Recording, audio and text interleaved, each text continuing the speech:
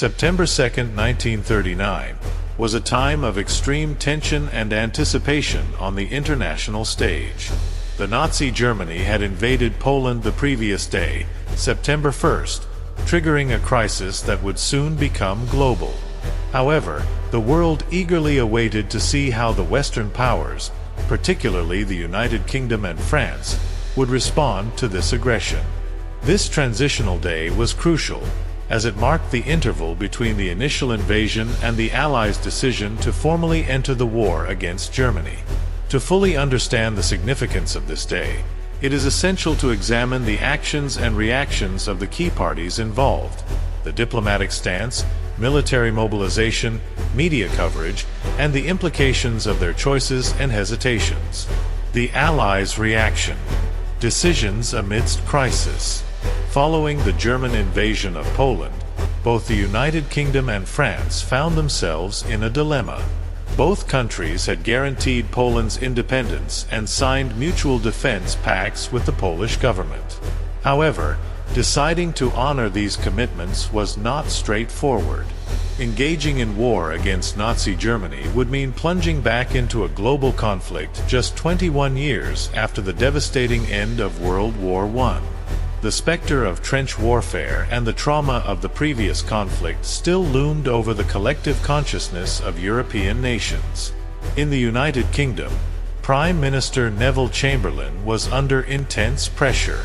The British government was divided between those advocating an immediate military response to German aggression and those preferring to seek a diplomatic solution to avoid another devastating war. Chamberlain, who had promoted a policy of appeasement towards Hitler, was now in a difficult position. He knew that the invasion of Poland had crossed a line that could not be ignored without losing all British credibility. Nevertheless, hesitation remained, reflecting the fear that the United Kingdom, still militarily unprepared for a major conflict, might not be ready to go to war. On September 2nd, the British government issued an ultimatum to Germany, demanding the immediate withdrawal of German troops from Poland. However, the deadline for an effective response was set for the following day, September 3rd. This time gap was a final attempt to avoid direct confrontation, offering Hitler one last opportunity to back down without triggering a full-scale war. In France, the situation was similar. Édouard Daladier's government faced an equally challenging decision. France, which had suffered enormous losses in World War I, was also reluctant to commit immediately to another devastating conflict. However, the invasion of Poland was a clear sign that German aggression could not be contained by diplomacy alone. French public opinion, still marked by past scars, was divided between the fear of a new war and the need to honor commitments to Poland and confront Nazi Germany. As in the United Kingdom, the French government decided to send an ultimatum to Germany. But, like Chamberlain, Daladier waited until the following day to make a final decision on declaring war.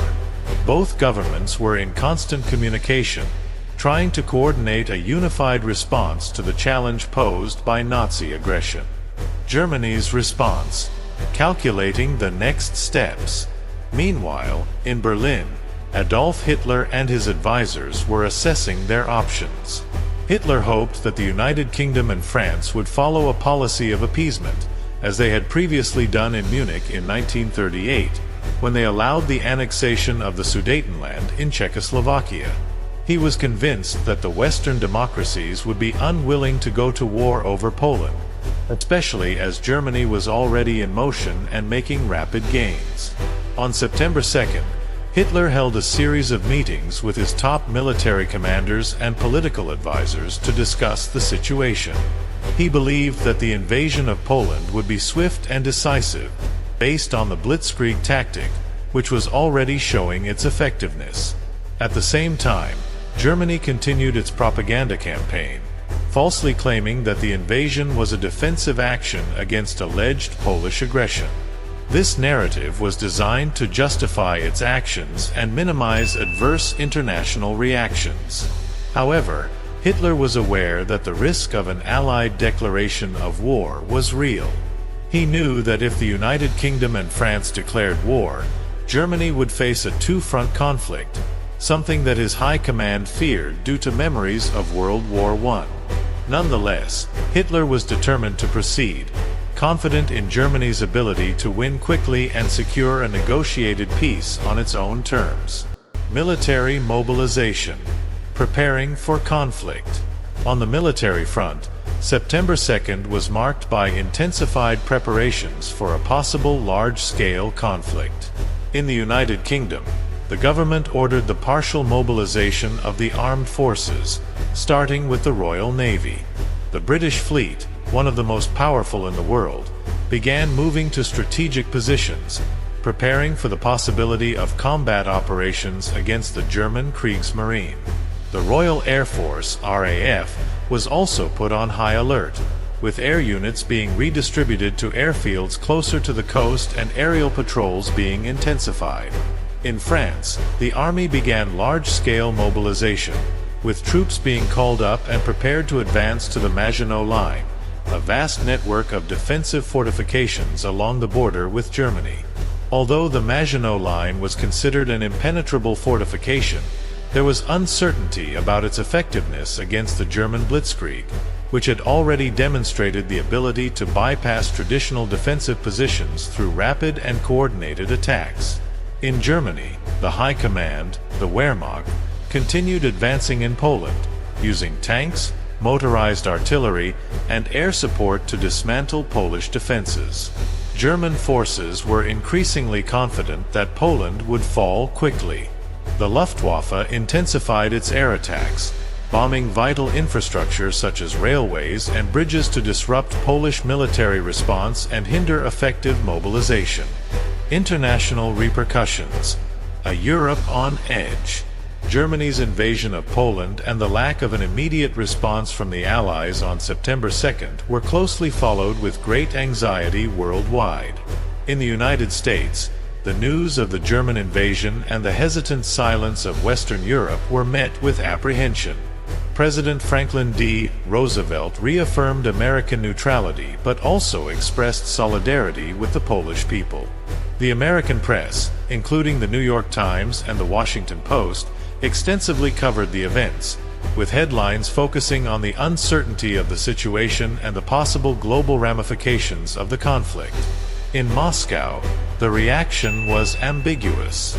The Soviet Union, which had signed the Molotov-Ribbentrop Pact with Germany on August 23, 1939, was formally aligned with Berlin, but the Soviet public and many Communist Party officials were uneasy about the alliance with an ideologically opposed regime.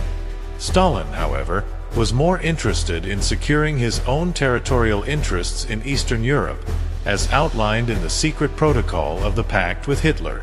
In Rome, Italian dictator Benito Mussolini, an ally of Germany, was conflicted.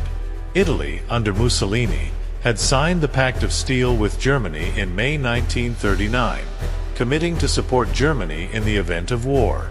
However, Mussolini knew that Italy was not militarily prepared for a large-scale conflict, especially against powers like the United Kingdom and France. He sought to mediate the crisis in the hope of preserving peace or, at the very least, delaying Italy's entry into the war.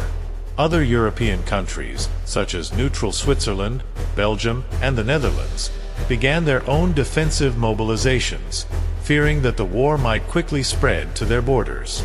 Spain, under dictator Francisco Franco, declared itself neutral, while Portugal also remained outside the conflict, reinforcing its coastal and border defenses. Media coverage and public opinion. Global media coverage on September 2nd reflected the uncertainty and tension of the moment. In Britain, the BBC's morning broadcast reported on British military mobilization and ongoing diplomatic efforts to avoid war.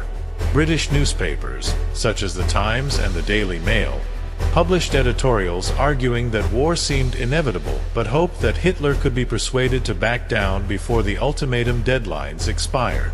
In France, newspapers like Le Figaro and Le Monde discussed France's commitment to Poland and the need for a firm response to German aggression. However, there was also a tone of uncertainty and fear, reflecting the desire to avoid a conflict similar to World War I. French public opinion was divided, with some advocating for immediate action and others hoping that war could be avoided through diplomacy. In the United States, press coverage highlighted both the invasion of Poland and the hesitation of the Western Allies.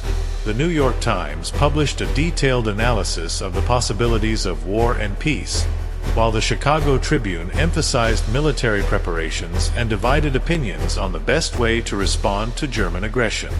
Consequences and war preparation. September 2, 1939, was a day of critical decisions and frantic preparations.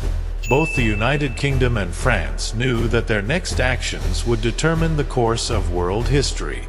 The hesitation to declare war immediately reflected the desire to avoid conflict, but also demonstrated the lack of military readiness and uncertainty about how to confront the threat posed by Nazi Germany. On the military front, mobilizations continued, with a main focus on defensive preparations, especially strengthening borders and protecting civilian populations from air attacks. In Germany, Hitler ordered his forces in Poland to accelerate their operations, aiming to achieve a quick victory and present a fait accompli to the world before the Allies could react significantly. In the Soviet Union, Stalin was closely monitoring the events, already calculating the next moves. The German invasion of Poland offered the Soviet Union an opportunity to expand its influence in Eastern Europe, according to the terms of the Molotov-Ribbentrop Pact. The Allies' hesitation was seen as a weakness that could be exploited for Soviet benefit. Conclusion: the limit of appeasement and the onset of total war. September 2, 1939, will be remembered as a moment of transition between peace and war. It was a day of uncertainties, of desperate hope to avoid a larger conflict, and of preparation for the inevitable. The Allies' hesitation reflected both the reluctance to repeat the horrors of World War I and the perception that Hitler's aggression could not be tolerated without a firm response.